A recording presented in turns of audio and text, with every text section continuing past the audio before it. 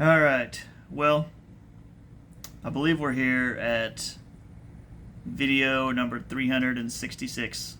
I'm going to probably verify here after I quit recording this video and make sure I got there. The last video of my one video per day challenge, if you will, that I started on, I believe it was October the 7th, October the 6th or October the 7th of 2023. Today is October the 2nd of 2024. So, a tiny bit ahead of schedule. Now, I did have to make up time over the last month and a half because I was behind. And I did not record every day. I recorded mostly during the work week and not even every day during the work week. So, it was certainly, most times I recorded several in a day. So, reflections on the project. So, going into it, one of the things that I thought I wanted to experiment with was being brutally honest online and seeing how that might grow an audience. And what I found was that I didn't really want to be brutally honest online. And I think the reason for that is there's several elements. One is I'm in business for myself or for God, right? But I'm in business as an owner. And so I'm conscious of what information I put out there. Does it enhance or degrade my prospects with prospects? So that's part of it. Secondly, there's also some information that can kind of reflects on the people around you in your life too. And so, or people that they might, people that might watch your videos and know and love you, but might not love what you would have to say in that video. I wouldn't say it to their face because, they have a very different perspective on something. And so therefore I'm not, I maybe don't want to put it out there online for them to get offended at for kind of no reason, if you will. So those are a few of the reasons or excuses that I have for not perhaps oversharing, if you will, online. So what the channel mostly was kind of just reflections on topics that I found interesting or somewhat interesting and thought that I could share on in some way that hopefully would be helpful to somebody else, I guess. But when it came down to it, mostly I just had to come up with stuff to say, and mostly I talked about things that are interesting to me.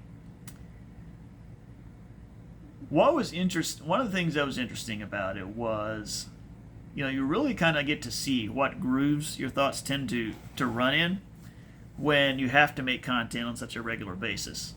Because you're like, well, this sort of, this is what I'm feeling, this is what interests me today. And it's like, well, yeah, but that's also what you were thinking about 2 weeks ago, and you already made a video about it. In other words, a lot of the same things really are kind of things that you want, you think about, and are interesting.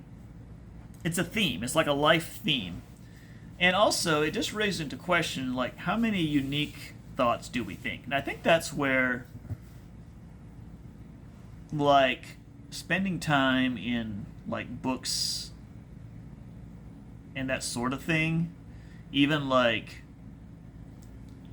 of Substack, educational email series, etc., I think can be good because I think it's very easy to get kind of stuck in my own kind of routine thoughts, my sort of default thoughts and desires, rather than kind of getting some fresh stuff in the mix. And even if there's some problem that I want to solve, maybe I'm sometimes failing to take any action to learn about that, how to solve that problem.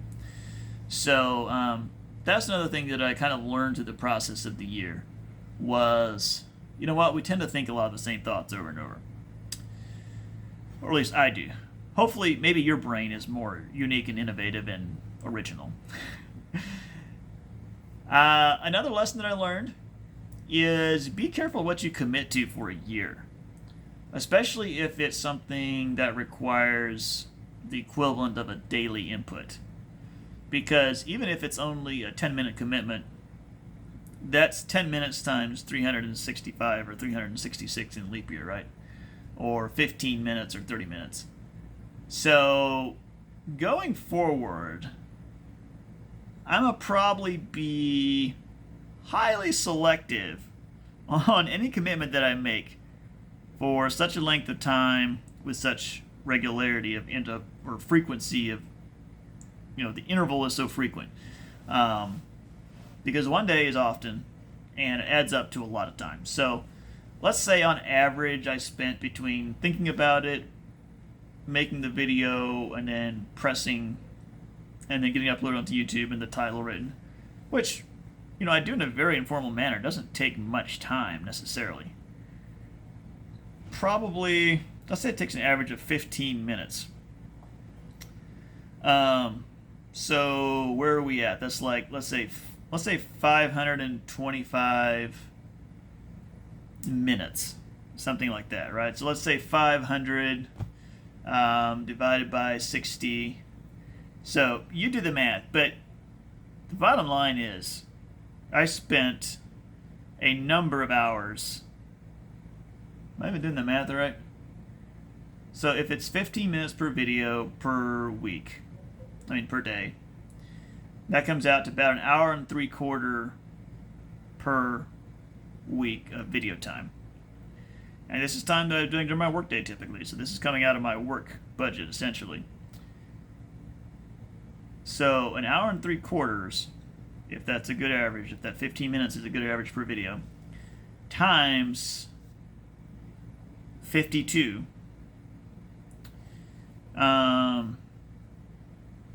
we're now talking something like, 85, 90 hours, something like that. So essentially, I took several work weeks of this past year I put into producing these videos. Now, I may find some use for them in the future. Like, hey, maybe my posterity will find it kind of interesting to watch, great grandpa when he was 39 years old talk about the things that he found interesting and the way life was back then. I mean, maybe, maybe. But one other, part of the question was, I guess, or one of the thoughts was, one of the things I wanted to see was if I committed to producing regular content on, in this case, YouTube. It was the only platform that I was regularly producing this on. Then would a following just build? Like, would it, just from the sheer kind of, I say just, but, would one of the videos like really hit and kind of start going viral, and then I would get, subscribers off of that? Would the thing just kind of, the momentum, would it just kind of build because I was just so regularly producing this content, and there was so much of it? Would it eventually win with the algorithm and create a following? I can say with quite a bit of confidence the answer to that question is no.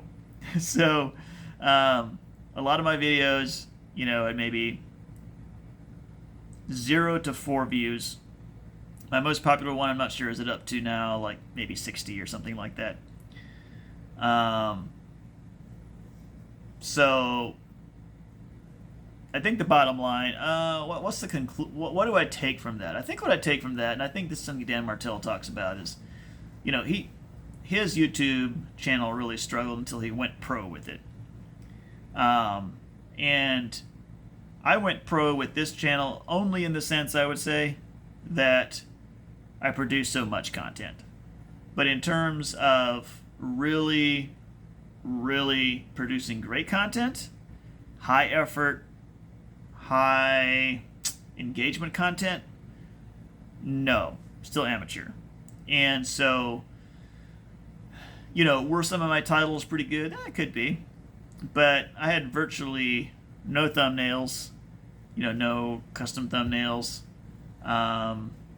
My topics were very haphazard and helter-skelter. And most of it was, kind of off-the-cuff thoughts. Not incredible research, not incredible tight editing, none of that stuff. So, very free form. Most of it was not particularly offensive or polarizing, so not a lot there to take from it. And the internet is already awash, you could say, in kind of inspirational, success-themed videos.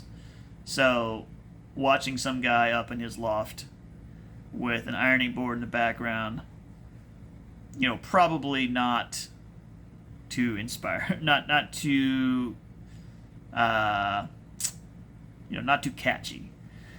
So, so I got some. I guess you could say I got some valuable data, some feedback from that experiment. That just putting out regular content on YouTube isn't enough to win with the algorithm, but that you need great content. And so the other thing is, I was a little wimpy on this part too. This kind of goes back to the whole oversharing or being brutally honest, which was I did not promote this channel on any of my personal social media. Which is like, well, if you're trying to grow something, surely you would put it on your own social media at some point. And I don't know that I ever mentioned my personal social media. So it was a little bit, I kind of wanted the sort of anonymity, if you will, however you pronounce that, to be anonymous, essentially, in terms of I kind of wanted like thousands of strangers to subscribe to my channel, but I didn't really want to tell my own family about it, kind of that kind of deal. So, I wasn't trying to tell all my kind of casual friends on Facebook about this. So, you could say that I did not take even some of the basic steps to try to publicize it. I kind of wanted to see if the thing on its own could kind of rise up to the top, so to speak. The answer is no, it did not rise to the top. So, anyway, now one of the guys at church mentioned that, he's seen some of my videos, something like that, so that was interesting. It's like, somebody ran across them, and I know they've gotten a few views, so it's not like nobody has seen my videos. But on the whole, I view it more now as an experiment and also a repository of topics.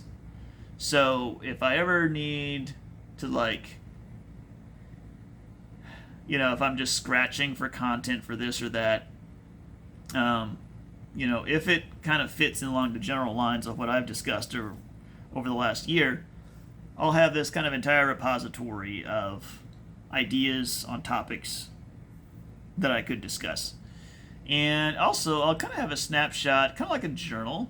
I'll kind of have a snapshot of this year in my life. So here, middle-aged, I'm a couple days away from turning 40. I'll kind of have a snapshot of the things that, were on my heart and mind, things that I was thinking about over the course of this particular year of my life. So essentially, you could say it's like a public journal that is on YouTube. Now, assuming I don't lose the channel, or it doesn't get shut down for some reason, or that sort of thing.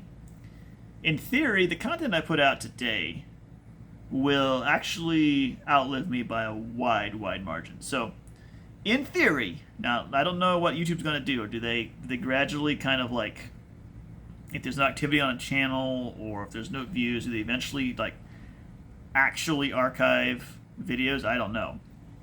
To where the public can't get to them, I don't know. But in theory, the video I produced today could still be publicly available in 1,000 years to my